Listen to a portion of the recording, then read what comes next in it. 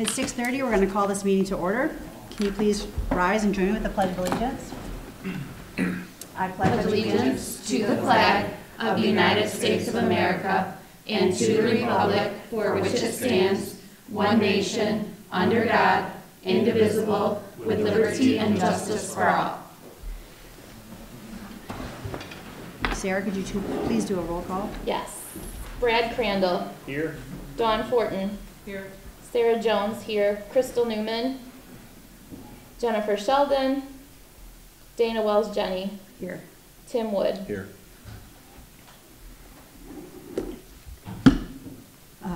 Public comments. Do we have any public comments? I don't have any forms. Moving on to number 6. I'm sorry? I didn't see any form. They're over here? There. Would you like to fill out a form real quick? Absolutely.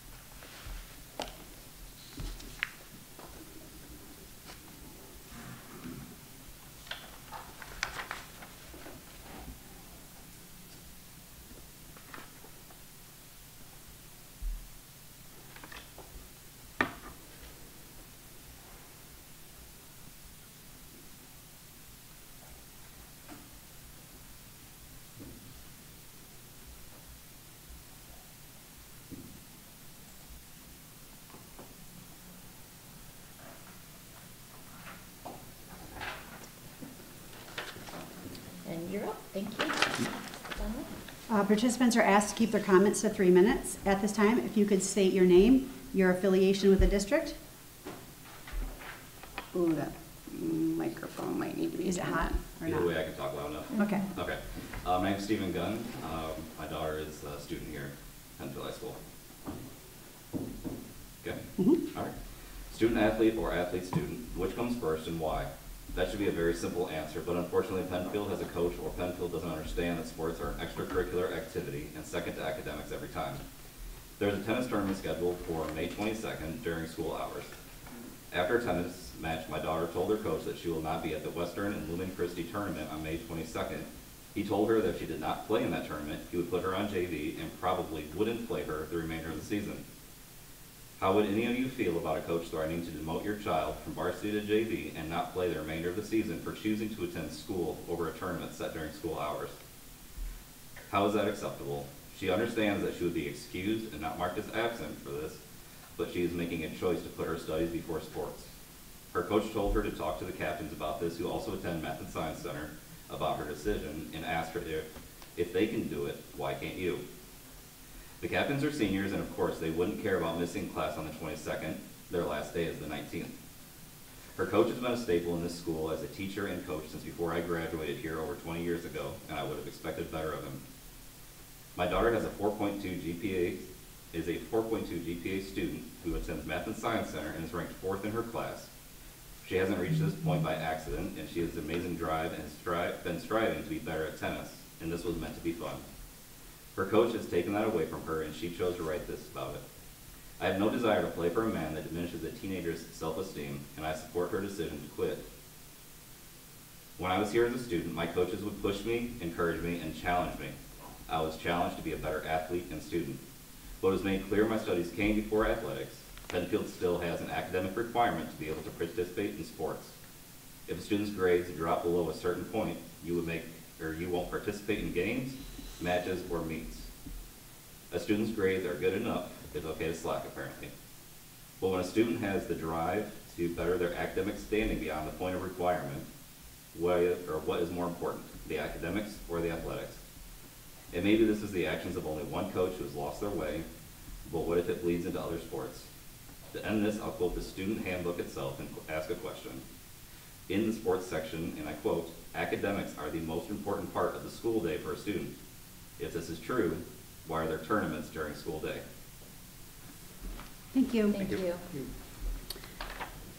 Moving on to number six, recognitions and presentations. Mr. Loy, high school principal, and Mrs. Eldridge, high school assistant principal. They'll provide an update. Do we want to move right into the auditorium? Okay, at this time we're going to move to the auditorium for the beginning of their presentation.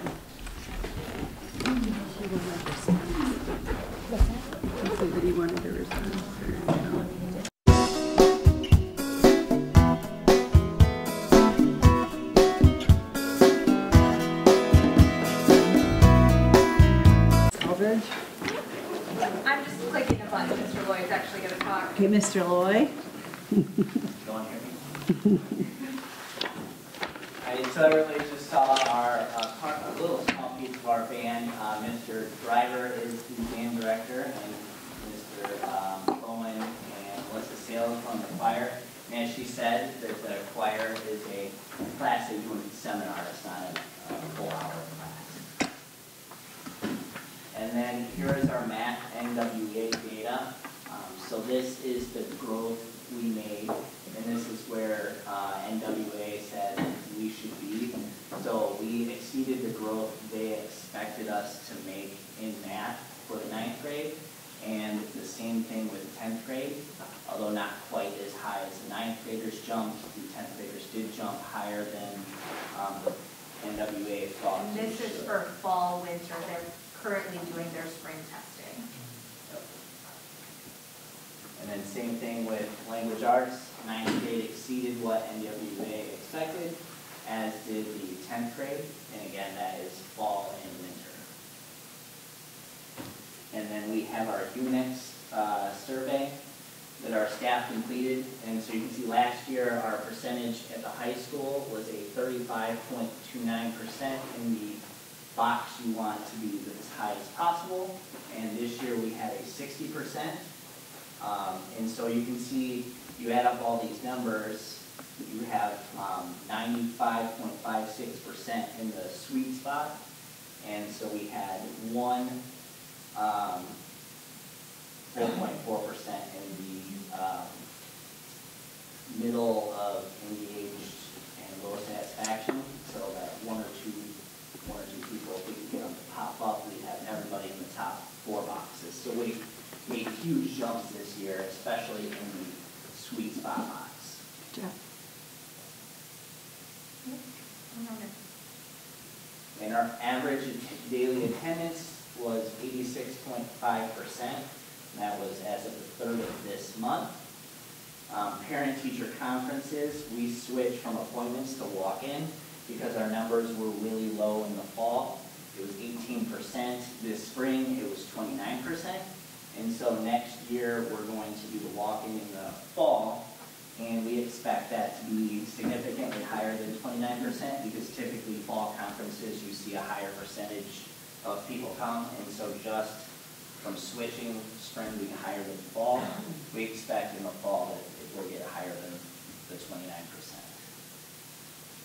And then our community engagement, we have the student advisory committee. We formed a parent advisory committee where we met 3 times, and then now we've switched over to a steering committee to help bring the 8th graders over to the high school and how we can do that as successful as possible. So Mrs. Bruce and myself, we lead that group, and we met last week, and we're going to meet every month throughout the summer. We've had multiple guest speakers to bring people into the school. We had TJ Duckett come and do a presentation. We've had Anthony Yanni do an anti-bullying campaign.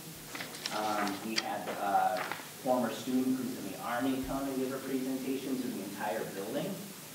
She did fantastic. The kids were very engaged with her. It was really good.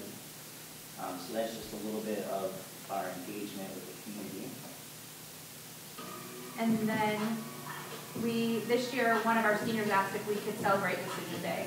May 1st is the day they share what college you're going to, but of course we wanted to make sure we included all of our students who are doing trade, military, or going straight to the workforce. So they were able to decorate their lockers, and then they made signs.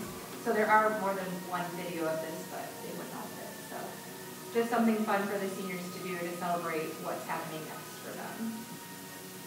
And then last but not least, the yearbook team made a video review, a year review.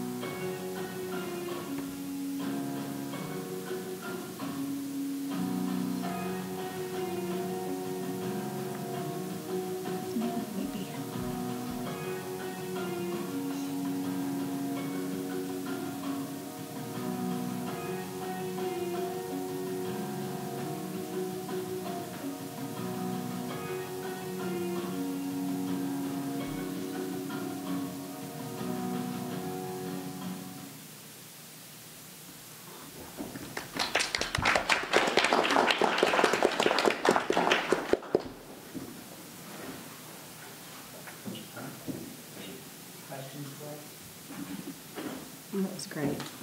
Wonderful. Thank you. Fabulous job. As I was watching the pictures of the spring sports, though, I don't recall that many days with sunshine and warm weather.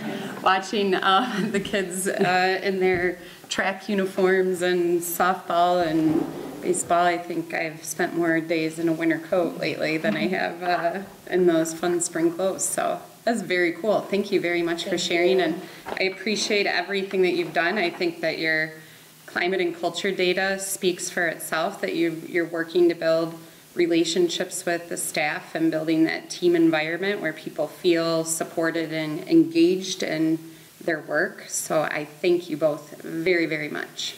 Thank you. Great.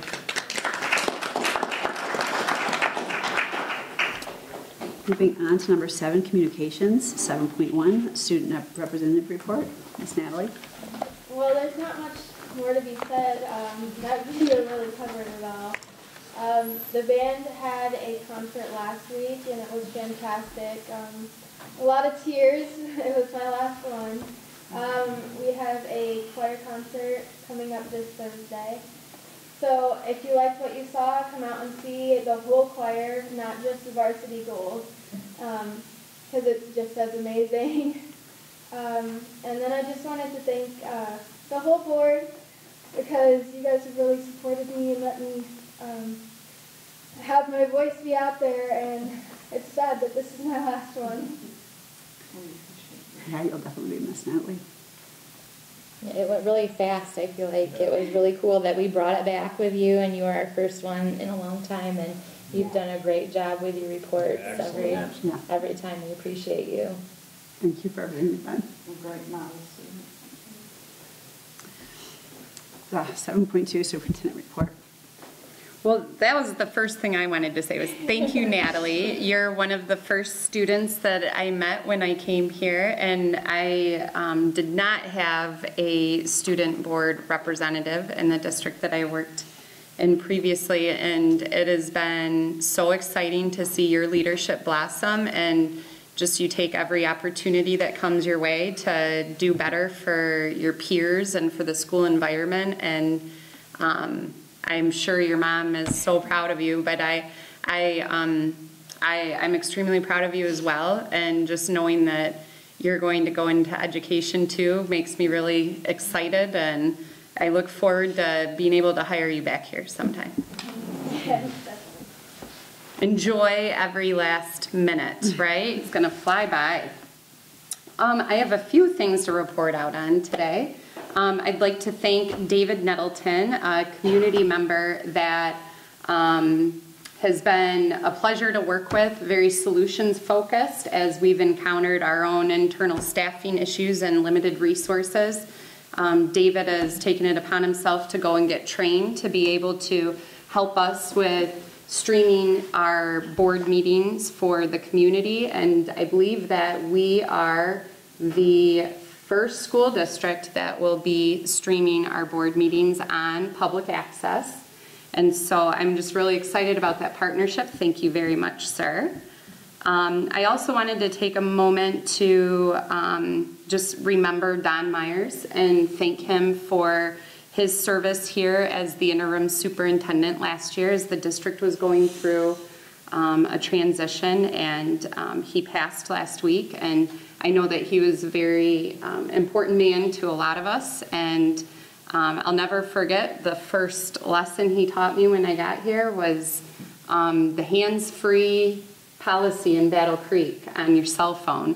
So I thought it was great that he could school me on that, and that it was, I didn't want to get pulled over by Chuck, and I didn't want to get blasted by the community for being on my cell phone while I was driving, so he gave me a lesson in my Bluetooth, and so he was awesome professionally. I know that he's had been a strong leader across the state for decades, and is well known for training of boards as well as his service on a board and being a former superintendent. And so he's a legend in terms of the field I work in terms of other superintendents, and I know that he's going to be missed. So this week is Employee Appreciation Week, Educator Appreciation Week, and so we are presenting all of our employees with a mug, not a mug, I don't know, what are they, like Yeti cup, a tumbler, thank you, that is from the administration and the Board of Education.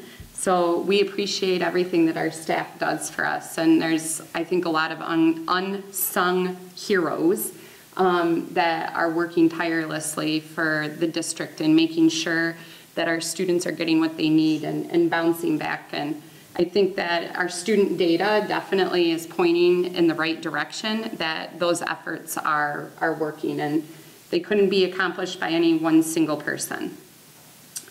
Today I had the privilege of having Senator Elbert join me this morning. He came to see what was happening in the district. I believe that he's our new senator due to redistricting across the state. I was able to take him to see the choir.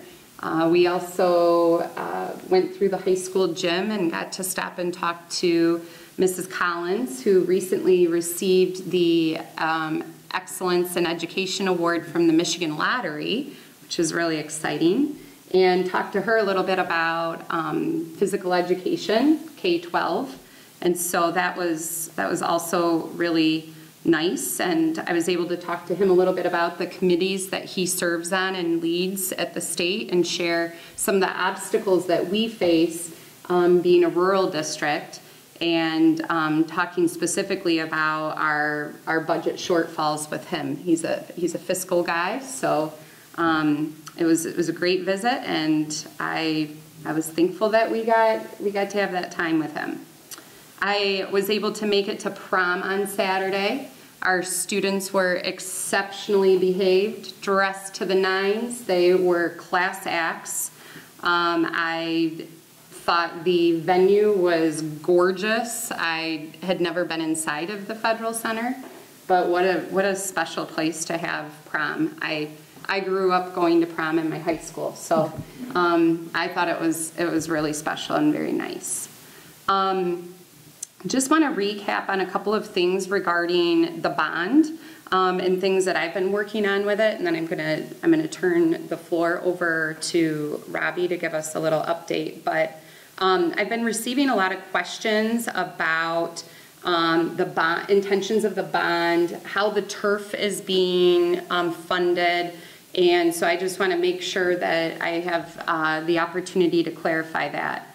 On November 7th, the board approved the purchase of turf out of capital improvement funds, which are part of the general fund, money that's set aside for capital improvements across the district. And they approved that 5-0. Jeff Wolfersberger had already resigned from the board. Brian Smith was absent from that meeting. At that meeting, the turf passed, and with the understanding and agreement that we would have to make the decision to do turf at that time, because if we waited further down the road, it would require, backtracking from what we had done. And prior to bringing it to the board, there were several building committee meetings that were held where this was discussed in different proposals. And one of the big things that we knew going into this project was that in order to make an 8-lane track, which is the bulk of the cost of the athletic complex, to put an 8-lane track in costs over $2 million out of a $3 million budget for athletic improvements, that we would have to do significant drainage, regrading, reseeding of the football field. So regardless of how it looks right now, it would have been equally as torn up if we had not done turf as to what it is now. But ultimately, the idea behind the turf was having a vision for moving forward for all of athletics. That the football field has a sole purpose of being a football field, and that moving to turf would allow for us to host district and regional competitions for lacrosse, soccer, that we'd be able to open the field to the band for practice and playing, that the Rocket program, all of the other youth sports that could potentially benefit from it would be able to, because we wouldn't have to worry about the field getting muddy or ruined for that one game per week. So there was no bond money at all spent on the turf, and I want to make that very clear. At that November 7th board meeting, the thing that I committed myself to was working on fundraising consistently over the next 3 years to raise funds to be applied to the turf. The only fundraiser that we've released to date to get started on, for the sole purpose of being able to construct and dedicate some sort of memorial and recognition of all the people that contributed so far, is the brick campaign. And I'm fully aware that it would take selling thousands of bricks in order to accomplish 100% of the funds that would need to be raised. So, in addition to spinning lots of other plates, fundraising for the turf is just one thing, and I'm confident that we'll be able to move forward with that, and people will be able to see a lot more information about that. In terms of the money that's been allocated for the various projects across the district, that was all part of the bond application. There's a bond budget that was set. The athletic complex, the board approved the bid pack, came in at 1% under budget for what we were able to accomplish. And as I mentioned at the board meeting we had at Purdy, in terms of where we hit that hiccup in the road with the proposed projects for Dunlap in the middle school, was that we couldn't accept the bids the way that they came to us. The budget is the budget, and the price tag that was attached to the bids that we received on bid day were 3 times higher than the budget allowed for. And so that meant that we had to go back to the drawing board and redesign a new mechanical system for both the middle school and the high school. And tonight the board is being asked to approve the mechanical equipment only, because we felt that by at least getting the equipment that we need and getting those things ordered and paying for those, we could realize some savings while we're waiting for redesign of the mechanical systems to allow us to accomplish the same thing that we were seeking to do in the former bid pack that went out that didn't work out so well for us. And so, you know, whereas we were looking at hydronic systems, there's other ways to accomplish HVAC by using air handling units and individual condensing coils on each of the air handling units. And so that's the plan moving forward. We will be going back out to bid in July for the redesign of the new mechanical systems. So there'll be more to come on that. But there's a lot of, I think, false information floating around about, you know, not doing what we were supposed to do, or not every classroom getting air conditioning. And certainly all those things are on the table. But I don't necessarily have clear answers on which classroom will have air conditioning at Dunlap and which will not, and which will have air conditioning at the middle school and which will not. But certainly we're trying to accomplish the goal in the most economical and affordable way. The other thing that I wanted to address is that I had a transportation kickoff meeting with Spalding and Decker last week and our architect to specifically address the safety of our pickup and drop-off lines and the congestion of traffic on Pennfield Road. It was nice during that meeting. I've had a difficult time connecting with the people at the state that handle the Safe Routes to School grant, and so the folks at Spalding and Decker work closely with that office out of Michigan Department of Education, and are going to help me in being able to make sure that we can get that grant submitted by June 29th. Any questions? That's great. Robbie, yeah, so can you come up here and talk into the mic? Sorry. So just to kind of piggyback a little bit off of what Stephanie said, was with the engineer for the traffic plan, we are repaving all of our parking lots this summer except for the area between the high school and Dunlap, because of the amount of trucks still going in there. We don't want to pour new and then all this heavy equipment there and it's all ruined. So, but we do have a very good phasing plan, so where our staff and students will always have access to at least one parking lot in each building. So, you know, for example, at the high school we have the staff parking lot and the student parking lot. Well, the original plan was to do it all at once. Well, with summer school and athletics, we would go do that. So we divided it up. We're going to do the student parking lot and then middle school student parking lot first, and then switch to where we're doing admin in this. So we'll always have access to that, which is good while we're doing the study right now, because we're going to be repainting it. So if we need to repaint new lines, vice versa, we can do that all at one time. So that's a really cool thing that we have. We did approve our phasing plan for step 1 of the middle school, of which classrooms we're going to close off in the fall. And then we're going to be communicating that with our teachers, and then understanding of, hey, our maintenance, and we're here to help you guys move stuff.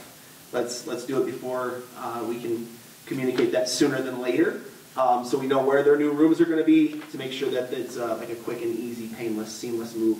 So we can get those rooms knocked out and then move them into the new rooms. So, like Stephanie said, the bid opening for the equipment went really well. There was no hiccups that we, no like costs that were like, whoo, that was like when we had the first one, right? This was it was cut and dry, nice and easy. It's nice because we're going to kind of have some consistency within our buildings now, because the low bid for that is actually the company that we just put in at North Penn Purdy as well. So it's all going to be kind of one system for us to use. So that's really nice. Work on the stadium is progressing really fast. If you guys go out there, you'll see that the concession stand in the bathroom building, the layout is all done. They got the footings put in.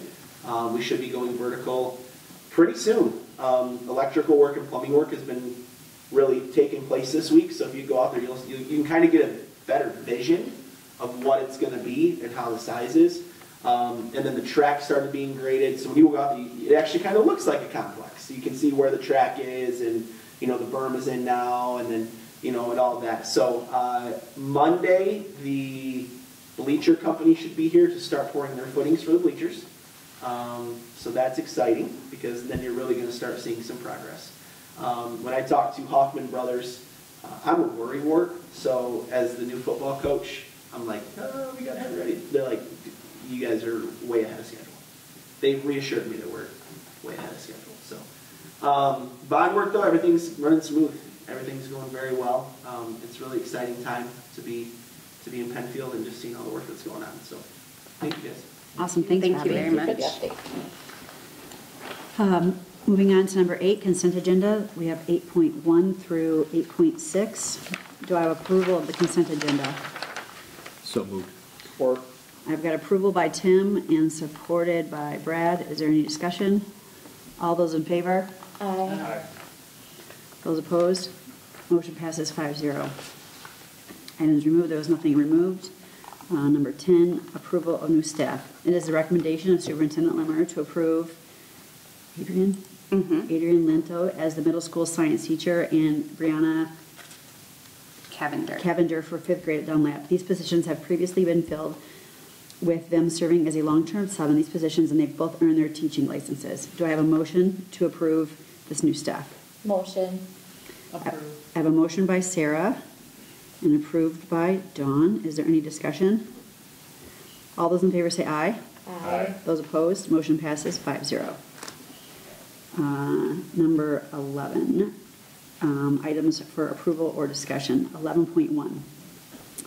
Approval for MS Middle School Mechanical Equipment Bid Package. It is a recommendation by the Superintendent and the Director of Facilities and Maintenance that the Board approve the attached bid packet in the amount of $1,031,107 awarded to the following trades for mechanical equipment at the middle school. $298,180 to train for RTUs and AHUs, $487,200 to train for United Ventilators, and $245,724 to RL Detman for boilers. Do I have approval for the mechanical bid pack? So moved. Support. I have a motion by Brad and support by Tim. Is there any discussion? All those in favor say aye. Aye. Those opposed? Motion passes 5-0. Moving on to 11.2.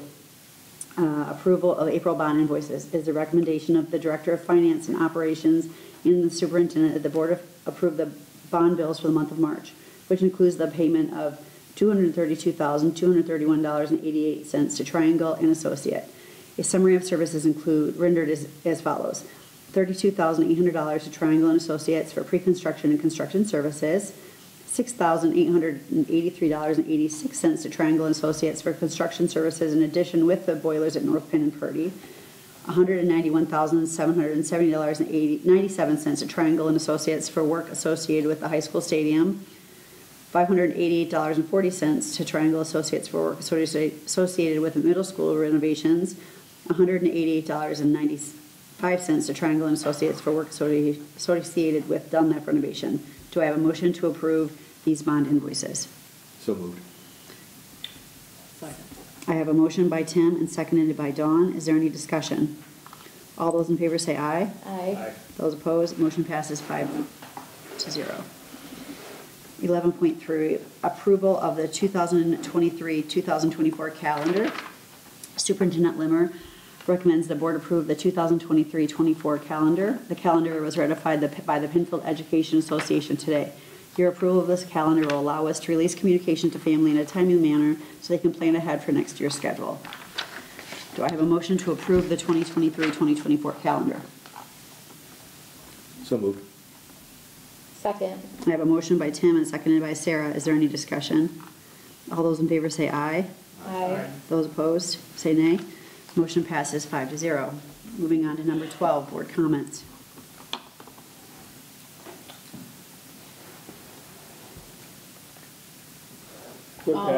I attended the curriculum council meeting. I'm on that committee, and I would like to thank all of our staff, not just the ones in attendance to that have worked diligently throughout the 2022-23 school year to the success of our students. I want to point out that the teachers who have attended the extra meetings for the curriculum council, they have collaborated together to improve the growth of our students here at Pennfield. I just think that's something that's very unseen, introducing this new curriculum to our district, and our teachers have worked extremely hard after hours on implementing that, so. Absolutely. I would just wanted to recognize Don Myers as well. I think he helped us through a difficult time by serving as our interim superintendent, and it's tragic that we lost him, but he did tremendous things for a lot of people, and I'm glad I knew him. So. Yeah, I just want to piggyback on that. I knew Don for many years. He was actually my soccer coach and teacher, and then to come full circle and work with him here was really awesome, and he's going to be missed. He did a lot of great work throughout the whole community. Absolutely. Well, I just want to, Natalie, thank you once again for all your hard work. A lot of students wouldn't want to come here and sit through all of the meetings that you sit through, and I just want to thank you for all your time and dedication and bringing so much information to all of us. So thank you for all that you've done. Thank you. All right, we are going to be moving into closed session. So for purpose of negotiating negotiating the Pennfield Education Association. So I need a motion. I need a motion. So moved. Support. So at 7:19, we're going to closed session.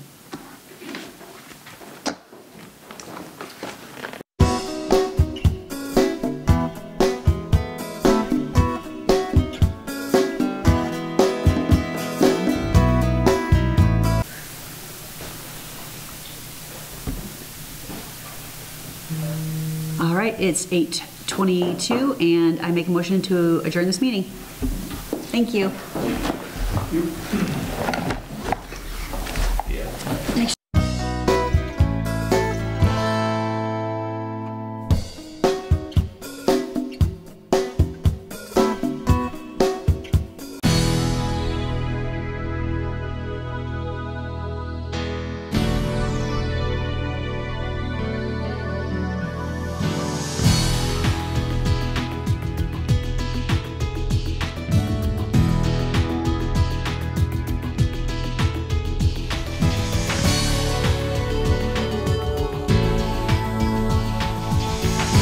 Access Vision, your voice, your community.